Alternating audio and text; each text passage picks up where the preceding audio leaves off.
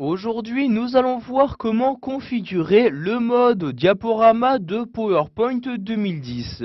Donc, pour effectuer la configuration de ce mode, nous nous rendons en haut et cliquons ici sur l'onglet diaporama.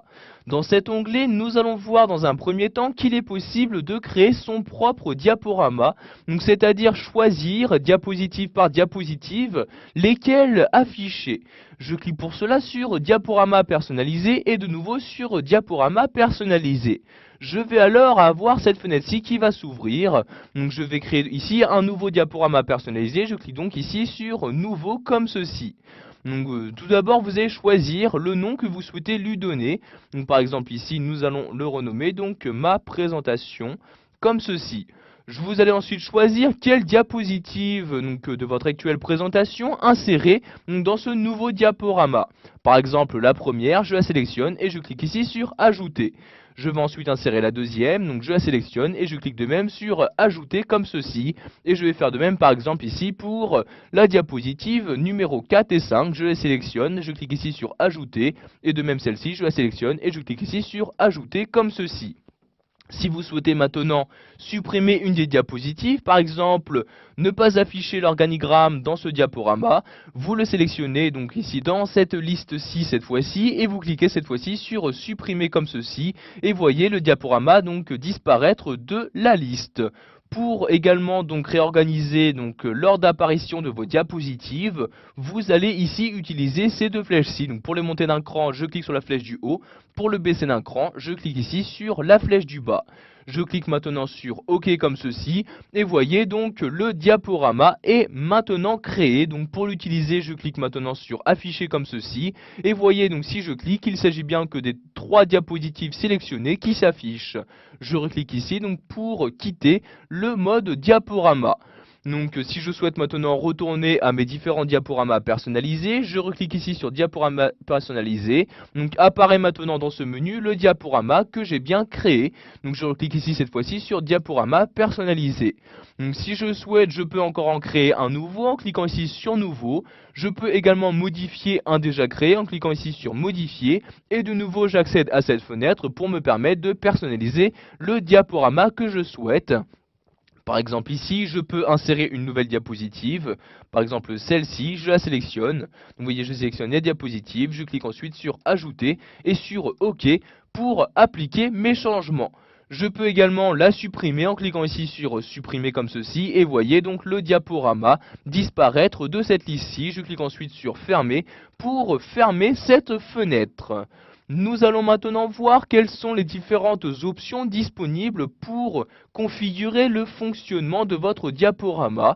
Donc toujours dans l'onglet diaporama, je vais cliquer ici cette fois-ci sur configurer comme ceci.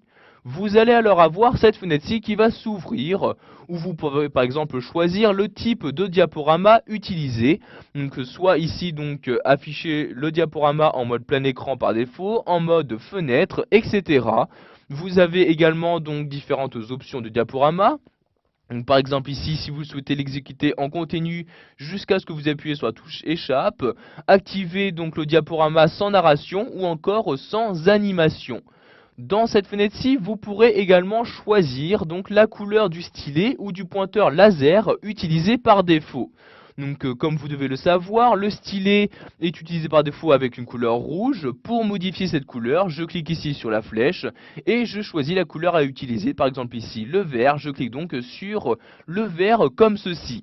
Vous pouvez également modifier par défaut les diapositives à faire apparaître dans votre diaporama. Si par exemple, je ne souhaite pas faire apparaître la diapositive numéro 5, je coche donc cette case-là et je mets ici donc de 1 à 4. Je clique donc ici sur la flèche en bas comme ceci.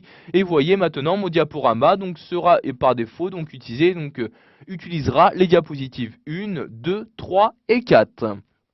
Pour finir, je choisis le mode de défilement, donc soit manuel, soit utiliser le minutage existant. Donc ici, je vais cocher manuel comme ceci et je clique bien sur OK pour modifier toutes les options auxquelles j'ai apporté des modifications. Nous allons maintenant voir qu'il est possible de masquer également une diapositive pour ne pas la faire apparaître dans le mode diaporama. Par exemple celle-ci, je clique dessus et je clique ici sur masquer la diapositive. Et maintenant cette diapositive n'apparaîtra plus donc quand j'effectuerai la présentation de mon diaporama. Donc, vous pouvez voir ici dans ce volet-ci que le numéro 3 est bien barré. Pour la réafficher, je reclique ici sur masquer la diapositive et voyez donc celle-ci est de nouveau réaffichée. Nous allons maintenant voir qu'il est possible de calculer combien de temps votre présentation prendra. Pour ce faire, vous allez enregistrer le diaporama. Je clique donc ici sur enregistrer le diaporama et je clique ici sur commencer l'enregistrement au début. Je vais ici sélectionner donc ces deux éléments et je clique ensuite sur démarrer l'enregistrement comme ceci. Donc maintenant, vous pouvez donc effectuer la présentation de votre diaporama comme si vous le faisiez donc devant des personnes importantes. Vous pouvez donc ici, maintenant, vous pouvez voir en haut à gauche le temps défiler pour vous permettre donc de savoir combien de temps prendra votre présentation. Je clique maintenant donc à l'aide de ma souris pour passer à la diapositive suivante. Vous pouvez voir ici que ce temps-là donc a été remis à 0. Donc ce temps-là, il s'agit du temps que vous passez sur la diapositive active. Celui-ci correspond au temps total de présentation, donc le temps que vous allez prendre pour effectuer la présentation de l'intégralité de votre diaporama. Vous pouvez à tout moment mettre en pause cet enregistrement en cliquant sur ce bouton-là, voyez comme ceci. Pour le reprendre, vous cliquez dans ce bouton-là, ici sur reprendre l'enregistrement, et donc la reprise de l'enregistrement est maintenant effectuée. Si j'appuie ici sur la touche échappe de mon clavier, vous pouvez voir que je quitte maintenant donc automatiquement le mode diaporama, et automatiquement donc le temps que j'ai mis pour effectuer l'enregistrement de celui-ci a été enregistré. Voilà, vous avez maintenant la possibilité de configurer le mode diaporama. Vous pouvez donc par exemple vous créer un diaporama personnalisé, l'enregistrer pour savoir combien de temps prendra votre présentation, etc.